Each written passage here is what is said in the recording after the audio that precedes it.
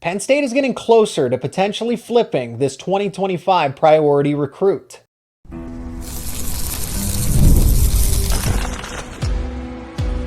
You are Locked On Nittany Lions, your daily podcast on the Penn State Nittany Lions. Part of the Locked On Podcast Network, your team every day. Penn State is trending in the right direction for one of its priority 2025 targets. They actually were able to flip another one away from an old friend. And should Penn State be on upset alert against West Virginia? This is Locked On Nittany Lions. I'm your host, Zach Seyko, and thanks so much for making us your first listen and watch. Every single day, we are free and available wherever you get your podcasts, including YouTube. Brian Smith is back, the recruiting expert for the Locked On Podcast Network. And since we're talking recruiting, let's talk about the leaders in job recruiting, LinkedIn Jobs. These days, every new potential hire can feel like a high-stakes wager for your small business. That's why LinkedIn Jobs helps you find the right people for your team faster and for free. Post your job for free at linkedin.com/lockedoncollege. Terms and conditions apply. I mean, Brian, this is good news. This is something we've discussed for a while, that Penn State is headed in the right direction, but a little more so than they were yesterday for Pennsylvania prospect Zahir Mathis. I mean, this has been a long conversation. Mathis committed to Ohio State pretty early in the 2025 cycle, and this was something that Penn State and Deion Barnes have been chipping away at. And now with Max Granville reclassifying to 2024, it opened up the door for Penn State to try to take another defender there, another edge defender, and Zahir Mathis is their primary target. And it's looking better and better by the day that a flip will be happening. It's just a matter of when, though. Would it happen sooner or later? With big-time recruits like Mathis, I hate trying to pin it down because, quite honestly, you're talking about a kid that the time is on his side. Both schools are going to be happy to take him when he comes to signing day. So they'll take him now. They have to fight for him. They don't like it, but elite players get a little more leeway. The interesting part is we've been talking about this forever. Even when he committed to Ohio State, I remember you and I talking about that on this very show. Yep. We knew Penn State wasn't going to give up. I mean, he's a local kid. He lives 2 hours from campus. Pretty much have to recruit him, and he plays a critical position of an edge rusher. So, yes, I would imagine Penn State would love it if he could jump in the boat before the season. But even if he doesn't, that's a kid they're trying to get no matter when it is. Oh, I'm sure that Penn State and even Ohio State would want Zahir Mathis in the class of 2024, where Penn State did the same thing with did the same idea, right? That Max Granville skips his senior season to basically redshirt and be an early enrollee here in that case for 2025. Zahir Mathis has the talent to hypothetically do that. He's not going to. He at either institution, but at the end of the day, that's where he is right now.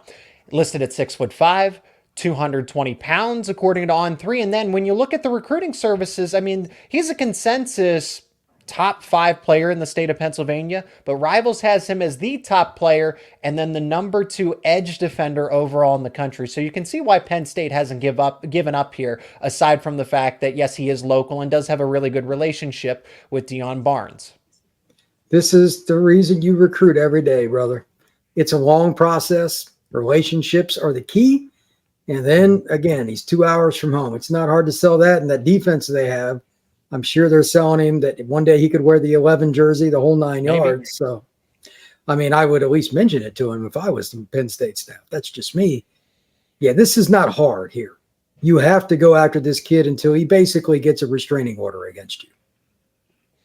I think he projects as that typical defensive end, and the defensive that number 11 jersey is usually, I think 100% of the time to this case, to the linebacker, but then Abdul Carter moves down to the line of scrimmage. He's going to play a hybrid defensive end linebacker role. So in this present time, maybe that number 11 is changing where it can just be the best defensive player. I don't know what that looks like for the future, but Carter is redefining what it means to wear the number 11, just to add on to your point, Brian, because typically it is given to linebackers as opposed to defensive ends. But in this case, I mean, Mathis would obviously boost the class of 2025. This is somebody that is top on Penn State's big board here.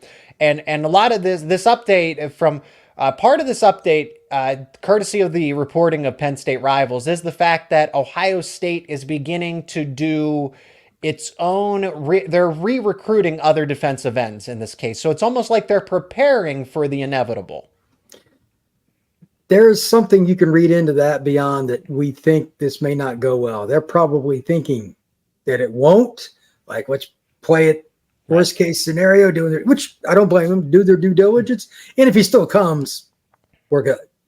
Mm-hmm. Penn State doing that to Ohio State is a good sign, though. Yeah. You're going to beat them on the field. You can't lose your elite kid from your backyard, especially at a position, again, that's critical, that you should recruit well based on how you've been playing on the gridiron. So, yeah, this is great, man. I love these kind of battles in recruiting. It's why I always enjoyed being a recruiting analyst.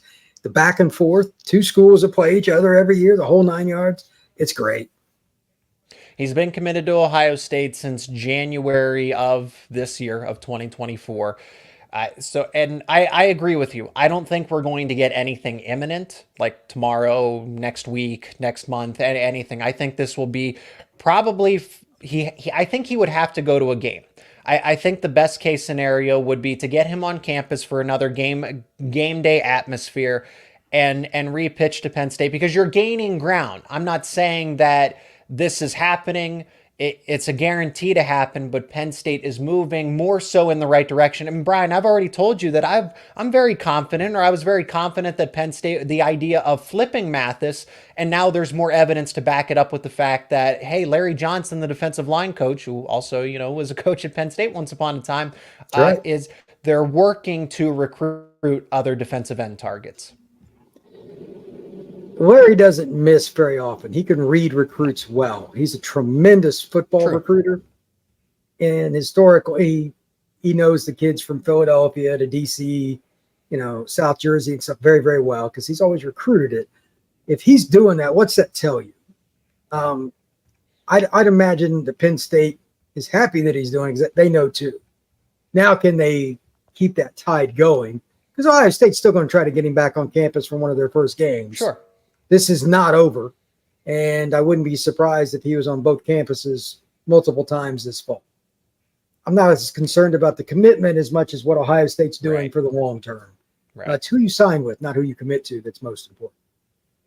Again, I want to emphasize, I am not guaranteeing anything, but Penn State continues to move in the right direction for the potential flip of Mathis. Again, I was confident last week when we had this discussion, Brian, or the last time we had this discussion around Zahir Mathis. Now I'm more confident as we move into the late part of August about this recruiting conversation. Now, Penn State, that's the prospect of flipping a player. Well, they actually did it with another one, and a Pennsylvania prospect. So, hey, Dominate the State is starting to come back around for the Nittany Lions and James Franklin. We'll talk about that player and what he brings to the class of 2025 on the other side of this break.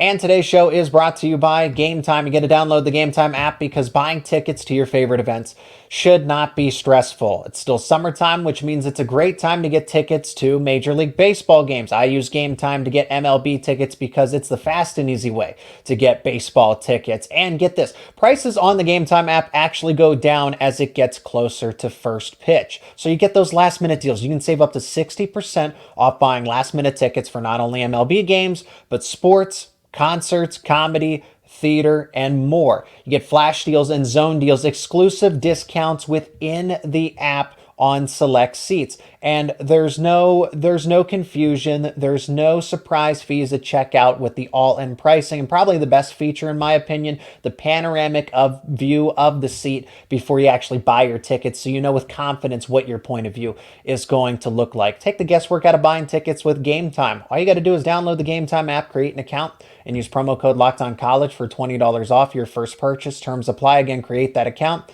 and use promo code LOCKEDONCollege for $20 off your first purchase. Download Game Time today. Last minute tickets, lowest price guaranteed.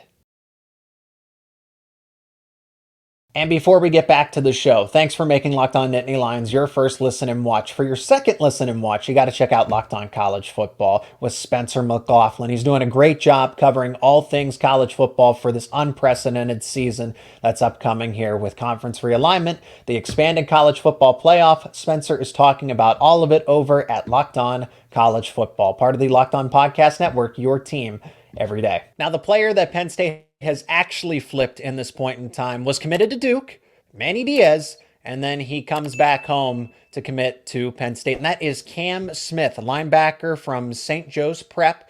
A consensus top 10 linebacker, or consensus top 10 player overall in the state of Pennsylvania, I should say. A consensus, give or take, top 25 linebacker, but 24/7 is actually very fond of who he is as a prospect, ranking him 167 overall in the country, top 20 linebacker, and a top 6 player in Pennsylvania. I mean, this is huge, Brian, because we were critical of Penn State. And to an extent, not everything has gone the best when it comes to recruiting in Pennsylvania for 2025. They figured it out for 2026 so far. But I think, again, anytime you can get a win where you can, again, it hasn't gone perfect, but obviously this is a nice rebound to not only get Smith, an in-state Pennsylvania prospect, but also a linebacker after they lost DJ McClary to Rutgers. You know what? If Penn State likes him, they evaluated him. He's a local kid, kind of fits their scheme. I don't think I'd argue with it. That staff has evaluated defense as well as you're going to get. I don't care where he was committed or where he's ranked. I'll go with what Franklin and his staff like. And on top of that, he's obviously a smart kid if he got into Duke. So I think this is a good win for them. I'm curious where they play him at exactly in their scheme. And would he play much on nickel and dime defense and stuff like that? They've had a lot of versatile kids, and I think he could play a role in that too. But I'm curious to see how he is utilized. I think as a rising senior, he has really good size. I mean, he's 6'1", 200 pounds. So there's not much of that gap to get to 220, 230 eventually when he is on campus. I mean, he's somebody that could enroll early. Don't know for sure, but he's somebody that could enroll early. I think he does project as someone that is like a Kobe King, like a Tyler Elsdon, as that true Mike linebacker. I don't see him as that off-ball disruptor. I see him as somebody as the captain of the defense, calling out the plays, making the signals, making the adjustments. And like you said, he got into Duke. So if you're going to be the captain of the defense, the guy organizing things out there, the eyes on the field, you need to be that intelligent. You need to be that cerebral. Yeah, smart players is something that Penn State linebackers are kind of synonymous with. I think as much as any other group in Penn State history. I can even remember back to the 80s when they beat Miami for the title. They had guys that made big plays in critical moments because they knew where to be. To say the least, he fits. Now the question with Cam Smith is, where exactly? I'm going to guess that eventually he moves into a middle linebacker role, but I bet he starts at weak side backer. He'll be 210, 215 by the time he enrolls a year from now, and he'll grow himself into that role. But also with that, it takes time to learn the playbook and the responsibilities that go along with being a middle linebacker. And the playbooks for college, you think about the offense being harder, but defense now, especially a linebacker, it's super complex because of all the RPO game and everything. So having a guy like him is going to have multiple benefits for Penn State. Penn State is not finished. Obviously, we just had the discussion about Zahir Mathis again. They're still going to be targeting guys like Lex Cyrus, Brandon Finney, players and prospects that they had a really good relationship throughout the recruitment process, but ultimately lost out to one other school. I mean, Penn State finishing number 2 to South Carolina in the case of Cyrus. Penn State finishing number 2 to Oregon in the case of Finney. So Penn State could ultimately add 2 or 3 other prospects by the end of this cycle. And that would cement them as a top 15 class. And depending on how many other recruits bolster their ranking, because these rankings aren't finished across any of the services, Penn State, again, they would need to go 3 out of 3 in all of their flip targets there, or 4 out of 4, whichever ones they're still targeting in this case, if there are other ones out there. Penn State could finish with a top 10 class, but that means they would need to bat 1,000 for the rest of it. I would say that this is now a top 15 class, given that they have 24 and they're trending in the right, 24 total commits, and they're trending in the right direction for some others. I'm not as concerned about the ranking as some other people. I know a lot of people get totally in depth with that. I'm interested to see how well they do with the so-called 3-star, borderline 4-star guys. This is the difference between winning and losing. Even Ohio State, even Michigan, even Texas. If you really want to have great classes, you got to develop some of the kids that aren't ranked as high. And we went over this before, Zach, on this show. Some of these guys come from towns or areas that aren't as easy to scout, so they don't get ranked as highly. But How do you develop those players? How quickly do they acclimate to your college football program, including the weight room, et cetera? That'll tell me whether or not they continue to have a top defense, et cetera. Because a lot of the kids they had the last few years, they weren't 5-star kids coming out of high school, but they ended up being all conference kind of guys getting drafted because they fit what they were trying to do, and they got all the effort they could out of them in the weight room, and strength training is a big part of it. So they maximized. That has to continue. Now, Manny Diaz is at Duke now. That's part of it. He totally deserves credit for what they did on defense in particular. But again, they evaluated so well. I'm really curious to see some of those guys that aren't as high, like a Zahir Mathis or something that they flip in from Ohio State. How do they develop? And don't forget, guys like Malachi Goodman remain uncommitted to this point in time. That's same true. with Jerome Miles. So we're talking about a lot of flip targets, but there are some uncommitted prospects that, again, if they bat 1,000, this can be a top 10 class, and they fulfill needs that were projected for the longest time. Wide receiver, offensive line, but they've done well. 5 defensive backs. You didn't get your primary quarterback target, but you got your secondary one in Beckham. I mean, again, if they didn't want him, they wouldn't have taken the commitment. I know they wanted Matt Zollers real badly, but again, this class, I have few criticisms of this class other than the fact that they didn't do enough at wide receiver. They still could. They didn't do enough, but overall, I'm glad you brought up that point, Brian. It's not so much about the ranking. It's did Penn State check off enough of its boxes on its to-do list? And I think they checked off a majority of them with some others missing. But overall, this is a very good class. And again, if they bat 1,000, they could finish even better. I think this class could be right on the top 10 verge. You got to remember, if they flip Mathis, right, that's going to have more, depending on the poll. Like Rivals obviously has him high, or whichever one it was, really, really high. Okay, great. But again, he's an elite kid by, look who's recruiting him. Penn State knows D-line, Ohio State. I don't need the ranking anyway, so that carries weight. But they also have guys that they already had, like the one kid, he's skipping 25 and he already enrolled. I count him as part of this class. I know he's just going to redshirt this year anyway. Penn State has found the guys they wanted to recruit and done really well for the most part. Receiver aside, they could use one more stud there. How many spots right now, Zach, would you say Penn State really missed right there? Like they are just awful at recruiting this spot. Even receiver, they got a couple pretty good players. There's no spot. So their depth is better, they're getting faster, and they're fitting their schemes. It's a really good class. Now, Brian, you're not just a recruiting guy. You're a college football guy overall. Should Penn State be on upset alert against West Virginia in week 1? We're going to get your thoughts and more coming up next here on Locked On Nittany Lions.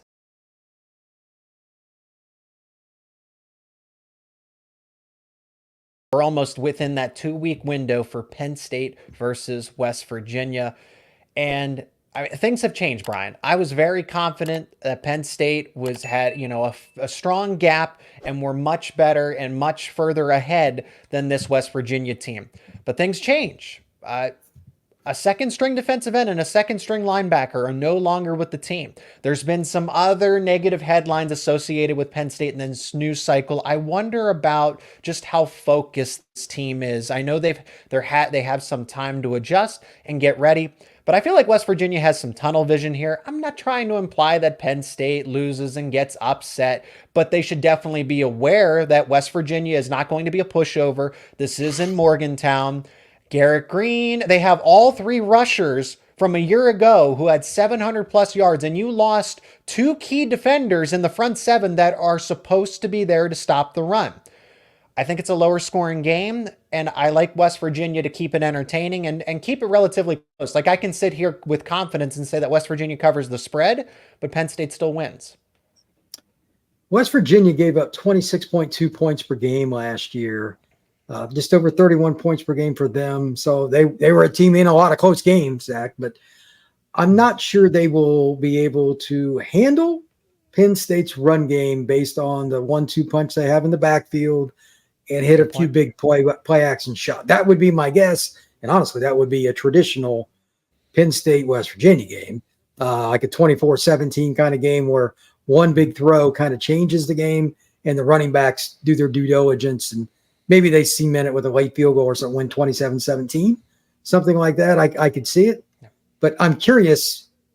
I don't think West Virginia has a dominant guy at corner or safety? Will this finally be the game that Penn State throws it around a little bit and hits some big plays down the field?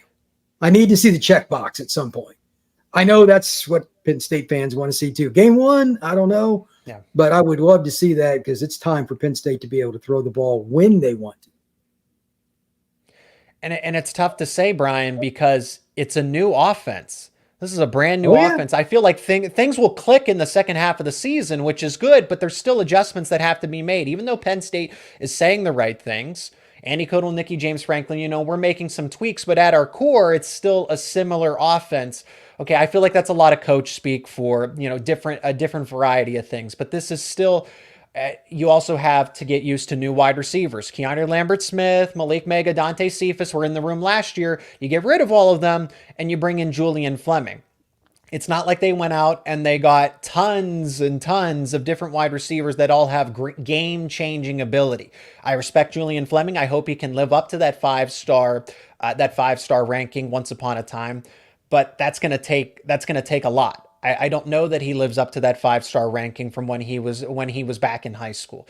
I think that Penn State is still going to, at least for the time being, until that midway point, it's not going to be as explosive as you would like them to. I think it's going to be very simple. They don't need, here's the thing though about West Virginia, they don't need to score 30, 40 points to beat West Virginia. I feel like the first team that gets past 24 ultimately wins. And if you get to 30, you can 99% guarantee a victory. I'm anticipating something like a 24-20 between Penn State and West Virginia, maybe 27-20, but it's not going to be a double-digit deficit, unfortunately, for Penn State. Yeah, I think Penn State will be in a scenario where they have at least a few shots. Whether or not all of that comes together, passing game takes longer. I'm adding in the fact I just want to see it. Not saying it's going to happen, but worst case, you look at the stats again, it's not very good for West Virginia last year, and that's kind of their MO. They don't get enough guys up front. Defensively. Yeah, they just don't. Offensively, I think they'll be pretty good, but Penn State's defense is still legit with or without Manny roaming the sideline. So if they lose that game, Penn State, that's going to be more on them than it is West Virginia, in my opinion. The only thing I'll add to this, I've been to a West Virginia game before. That fan base is nuts. So if you get down or play poorly early in the game and you open up that can of worms, you won't be able to hear the person next to you for the rest of 2.5 hours. No, and I'm glad that it's not a night game. From Penn State's perspective, 100%. That is a massive benefit that it's at noon. Yeah, early game kicks. Let's just cut to the chase. Students hate it. They're going to go out and party the night before. Half of them won't go, and the other half get there at halftime. That's the way it is. So that's a huge benefit. Even a 3:00 game would be massively different for West Virginia because all students would be there. This early in the season, yes. Yeah. Yeah, just no doubt about it. It'll be hot, but it won't be terrible or anything. I think both teams will be ready to go, and they're rivals. A lot of these kids probably know each other. Ton of them from Pennsylvania on the West Virginia roster. So should be a good game. Penn State versus West Virginia, August 31st, kickoff at noon. Still anticipating a Penn State win. I just think it does get a little more difficult under the circumstances, especially when you lose two key rotational defenders on the new look defense under Tom Allen. As you mentioned, no more Manny Diaz. It's now at the helm of Tom Allen. But that's why I bring you on, Brian, to have these in-depth discussions, not only about recruiting, but now truly into the college football atmosphere. If you want to keep up with Brian's work, all of his platforms and profiles will be linked down in the description. Brian, thanks so much for the time, and can't wait to talk more about recruiting and college football specifically in the not too distant future. Thanks for your time. Thank you very much, sir. Have a good one. And as always, thanks so much for making Locked On Nittany Lions your first listen and watch every single day. Be a part of the discussion down in the comment section, what you think about Penn State potentially flipping Zahir Mathis and the class of 2025 overall, and if Penn State should be on upset alert against West Virginia. If you enjoyed this conversation, leave a like on it, share it with friends and family. I'd greatly appreciate it. And if you're not already becoming everydayer, subscribe to Locked On Nittany Lions on YouTube and wherever you get your podcasts for the latest conversations around your favorite Penn State sports teams.